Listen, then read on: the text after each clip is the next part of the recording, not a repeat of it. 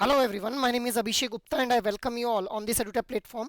So guys, आज की session में हम लोग बात करेंगे वेल्थ मैनेजमेंट प्रोडक्ट की 10 इंपॉर्टेंट एमसीक्यूज के बारे में। But before moving ahead, I just want to let you know guys कि if you guys were planning to enroll yourself in any kind of course for your JAIIB examination, so guys this is the right time for you. Why? Because Edutap has come up with big Diwali sale which is now extended from 22 to 24 October 2025। अब आप लोगों को simply Diwali 81 code use करना है and you will be getting flat 81% discount on your all JIB courses guys, but you need to remember that this offer is valid only from 22nd to 24th October 2025 guys. ठीक है, so you can enroll yourself by availing a discount of flat 81% discount और इसके लिए आप लोगों को Diwali 81 code use करना है guys. ठीक है, अब हम लोग आते हैं आज के सेशन के एजेंडा के ऊपर। तो सबसे पहला क्वेश्चन है आप लोगों के सामने, which of the following statements about the process of wealth management are correct? The process begins with implementing financial strategies such as diversification and tactical management. Statement 2 is designing a customized solution follows the step of identifying financial goals. Monitoring results and review is the final step in the wealth management process. Asset allocation is a part of implementing financial strategies. Assessing the client's current financial situation comes after identifying the financial goals. Your options are 2 3 and 4, 1 2 and 5, 2 3 4 and 5 या फिर all of the above guys. What should be the right answer here? The right answer will be option number A, that is 2 3 and 4। अब पहली statement क्या बोल रही है कि भाई ये जो प्रोसेस है वेल्थ मैनेजमेंट का, ये स्टार्ट कहाँ से होता है? इंप्लीमेंट करने से फाइनेंशियल स्ट्रेटेजीज को। नहीं भाई, हमारा जो प्रोसेस है ये वेल्थ मैनेजमेंट का, ये स्टार्ट होता है with identifying the client current financial situation guys. अपने क्लाइंट की, जिस भी क्लाइंट ने इन्वेस्टमेंट करनी है वेल्थ मैनेजमेंट के मतलब जिस भी क्लाइंट ने जो वेल्थ मैनेजमेंट के अंदर इन्वेस्टमेंट करनी है, वेल्थ मैनेजमेंट के प्रोडक्ट्स के अंदर इन्वेस्टमेंट करनी है, उसकी फाइनेंशियल सिचुएशन को पहले जो है एनालाइज किया जाएगा गाइज। सो ये स्टेटमेंट गलत हो जाती है। Second statement is designing a customize solution follows a step of identifying the financial goal. बिल्कुल सही स्टेटमेंट है, पहले फाइनेंशियल गोल्स को आइडेंटिफाई किया जाएगा, ठीक है, उसके बाद जो कस्टमाइज सॉल्यूशन उसके लिए डिजाइन किए जाएंगे उस फाइनेंशियल गोल के according. Next is monitoring result and review is the final step in wealth management process. बिल्कुल सही स्टेटमेंट है। वेल्थ मैनेजमेंट प्रोसेस में जो सबसे फाइनल स्टेप हम लोगों को देखने के लिए मिलता है वो मिलता है monitoring the result and review, कि जो भी हम लोगों ने फाइनेंशियल स्ट्रेटेजीज इंप्लीमेंट की, क्या उनके थ्रू हम लोगों को डिजायर्ड रिजल्ट मिल पा रहे हैं या फिर नहीं मिल पा रहे हैं। ठीक है, next is asset allocation is a part of implementing the financial strategies. बिल्कुल सही स्टेटमेंट है भाई, फाइनेंशियल स्ट्रेटेजीज इंप्लीमेंट करने का पार्ट क्या क्या बनते हैं? Asset allocation, diversification and tactical management guys. So these are the part of implementing the financial strategies. Fifth statement क्या बोल रही है? Assessing the client current financial situation comes after identifying the financial goal. So this statement is also incorrect. पहले हम लोग current financial situation को analyze करते हैं, उसके बाद identify करते हैं individual के financial goals को। तो इसीलिए option A will be the right one here. Next is case study आप लोगों के सामने। An ultra high net worth individual engages a firm to manage her complex international holdings, requiring services that integrate tax efficient structure in multiple jurisdictions, estate planning for her heirs, and dedicated risk management for a diverse asset portfolio guys. तो एक case study आप लोगों के सामने है। Now based on this case study, this engagement is best categorized under which term and why? Your options are personal financial planning because it involves assessing a financial status. Option B is private banking because it provides personalized comprehensive financial services to high net worth individuals including asset protection and integrational wealth transfer. Option C is it is a hybrid but leans more toward personal financial planning because a plan is being created. Option D is neither as it describes investment banking which deals with the corporate finance. So what should be the right answer here? The right answer will be option number B. तो यहाँ पे देखिए guys, private banking के बारे में बात की जा रही है। कैसे हम लोगों को समझ आ रहा है?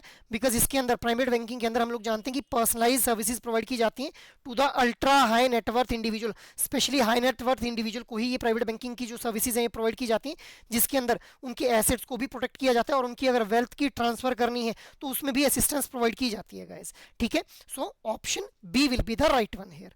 इसके अलावा जो सेकंड टर्म है यहाँ पे वो है personal financial planning which is being provided to the individual customers. ठीक है, ये स्पेसिफिकली अल्ट्रा हाई नेटवर्थ या फिर हाई नेटवर्थ कस्टमर्स के लिए नहीं होता है, ये इंडिविजुअल कस्टमर्स के लिए होता है, जहाँ पे कस्टमर्स के फाइनेंशियल गोल के रिगार्डिंग हम लोग जो है उनको पर्सनल फाइनेंशियल प्लानिंग में हेल्प करते हैं गाइस, ठीक है। So option B will be the right one here.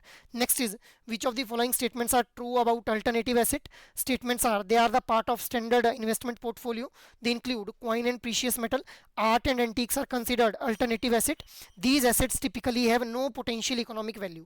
Your options are 1 and 4, 2 and 3, 1, 2 and 4 या फिर 3 and 4 guys. What should be the right answer?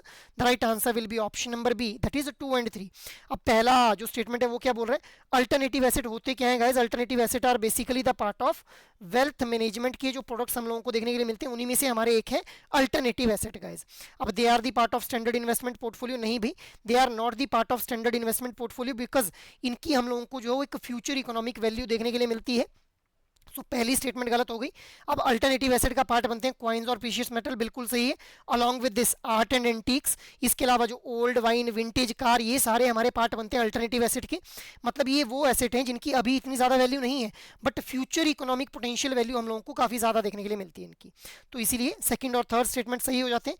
These asset typically have no potential economic value, ये statement भी गलत है अभी। These are having the potential economic future value guys. तो इसीलिए option B will be the right one here.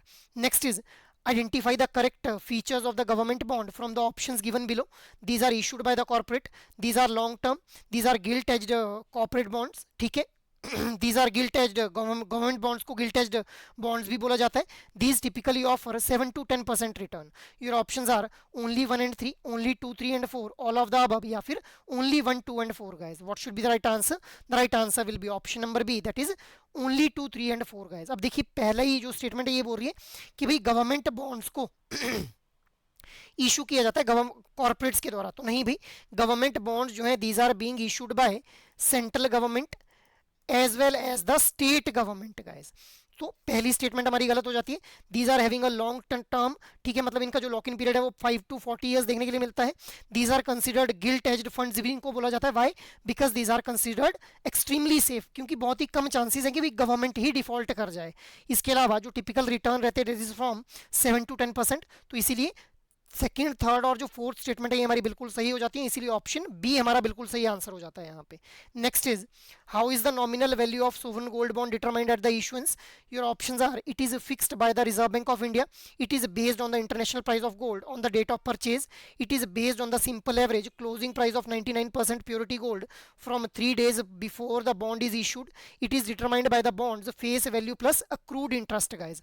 So what should be the right answer? The right answer will be option number C, कि भाई sovereign gold bond की जो nominal value कैसे determine करते हैं हम लोग।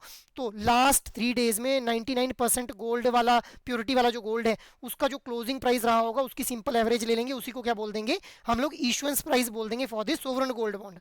अब गाइज ये जो सोवरेन गोल्ड बॉन्ड है इनका जो मेच्योरिटी पीरियड है वो हम लोगों को 8 ईयर्स देखने के लिए मिलता है, but these can be liquidated after the 5 years, ठीक है। अगर आप लोग इन सोवरेन गोल्ड बॉन्ड को मेच्योरिटी तक होल्ड करके रखते हैं, मतलब 8 साल तक होल्ड करके रखते हैं, तो आप लोगों के द्वारा जो टैक्स, जो आप लोगों के पास कैपिटल गेन टैक्स लगाया जाएगा आपको के ऊपर, उसके अगेंस्ट आप लोग जो एग्जम्पशन क्लेम कर सकते हैं गाइस, ठीक है। सो दैट इज वाई यहाँ पे हम लोगों ने देखा कि जो सोवरेन गोल्ड बॉन्ड है उनका जो प्राइस है वो कैसे डिटरमाइन किया जा रहा है? लास्ट 3 days में जो भी 99% प्योरिटी वाला गोल्ड है उसके सिंपली हम लोग जो एवरेज ले रहे हैं उसके क्लोजिंग प्राइस का, वहीं से हम लोग सोवरेन गोल्ड बॉन्ड के इशुएंस प्राइस को निकाल पा रहे हैं गाइस, ठीक है। So that is why option C will be the right one. Next is which of the following statements accurately describe close ended mutual funds? They allow investor to buy and redeem unit at any time, they primarily invest in government bond for a fixed return, they have a lock in period during which investor can not redeem units, they focus on specific industry sector for a higher returns. So what should be the right answer है? The right answer will be option number C, कि भाई जो close ended mutual funds है उनके अंदर एक lock in period देखने के लिए मिलता है जहां पे इन्वेस्टर जो है वो उस पर्टिकुलर टाइम पीरियड के अंदर जो है यूनिट्स को जो है वो रिडीम नहीं कर सकते हैं guys.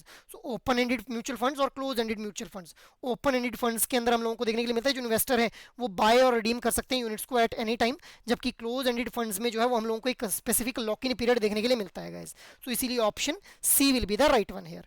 Next is in the context of wealth management what does asset under management refers to? Your options are the fee charged for financial services, the total wealth of the wealth management advisor, the client's financial liabilities, the total value of assets that a wealth management firm manages on the behalf of client. So what should be the right answer here? The right answer will be option number D, that is जो हमारा asset under management है उसका मतलब क्या है भाई कि जो टोटल वैल्यू है एसेट की जो कि एक वेल्थ मैनेजमेंट फर्म मैनेज कर रही है on the behalf of client. जैसे जो भी क्लाइंट जो है वो इन्वेस्ट करना चाह रहा है वेल्थ मैनेजमेंट प्रोडक्ट्स के अंदर, तो मान लो कि उसके जो है वो 5 करोड़ के एसेट है, तो 5 करोड़ के एसेट्स को मैनेज किया जा रहा है, तो इसी को हम लोग क्या बोल देंगे, these are the assets under management, जिनके बेसिस के ऊपर जो है वो हम लोगों को देखने के लिए मिलता है कि फी भी डिटरमाइन की जाती है for providing the wealth management services to the customer guys. ठीक है, so option D will be the right one here. Next is which of the following are the features of wealth management, comprehensive financial services, tailored advice for affluent clients, fixed fee structure guys. Your options are 1 and 2 only, 2 and 3 only, 1 and 3 only, 1 2 and 3 guys. What should be the right answer here? The right answer will be option number D.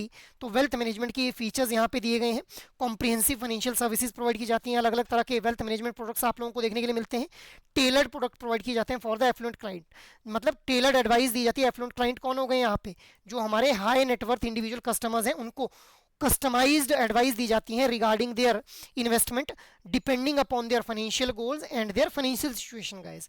Third one is fixed fee structure, तो एक fixed fee structure हम लोगों को देखने के लिए मिलता है यहाँ पे, जिसको जनरली डिटरमाइन किया जाता है with the help of assets under management guys. So option D will be the right one. Next is in which of the following case will insurance not be available, rights, earthquake, flood या फिर fire guys. अब देखिए insurance कौन से case में जो है वो हम लोगों को एप्लीकेबल देखने के लिए नहीं मिलती है, अवेलेबल नहीं होती है।